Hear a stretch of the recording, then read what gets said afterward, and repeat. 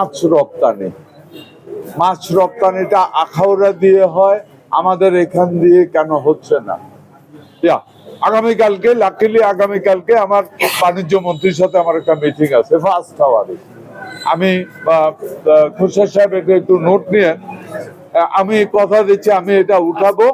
Actually আমার ইয়েতে ছিল না, এখান দিয়ে হওয়া তো আরো অনেক বেটার হওয়ার কথা, কেন হচ্ছে না ব্যাপারটা আমি জানবো এবং আগামী দিনে এখান দিয়ে এক্সপোর্ট করার প্রশ্নে যতটুকু ভূমিকা রাখার দরকার আমি সেটা করব।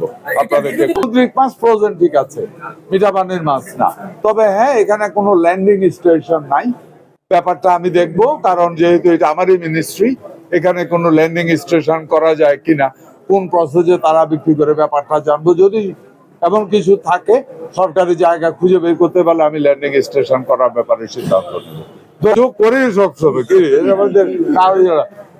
ওটা যেটা আছে আপনাকে আমি বলে দিই, আমরা আরেকটা জাতের ধান আমরা আগামী সিজন থেকে আমরা অবমুক্ত করছি, সেটা হলো স্যালাইন টলারেন্স, মানে লবণাক্ততা বেড়ে গেলেও ওই ধানের কোনো ক্ষতি হবে না, ওই জাতটাও আগামী বছর অবমুক্ত করা হচ্ছে। আমাদের সায়েন্টিস্ট যারা আছে রাইস রিসার্চে, এরা প্রচুর হার্ডওয়ার্ক করছে এবং অনেক জ্ঞানী গুণী বিজ্ঞানীরা ওইখানে আছে।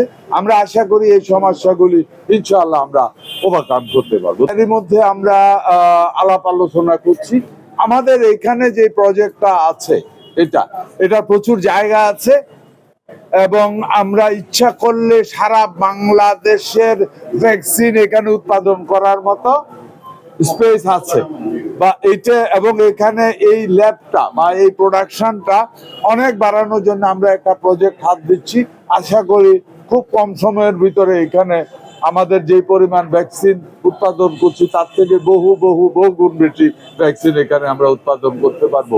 শুধু এটা নয়, এই গরুর জন্য না, ইভেন মুরগির মোরগের যেটা, এটাও তো আমরা এখানে করতে পারি।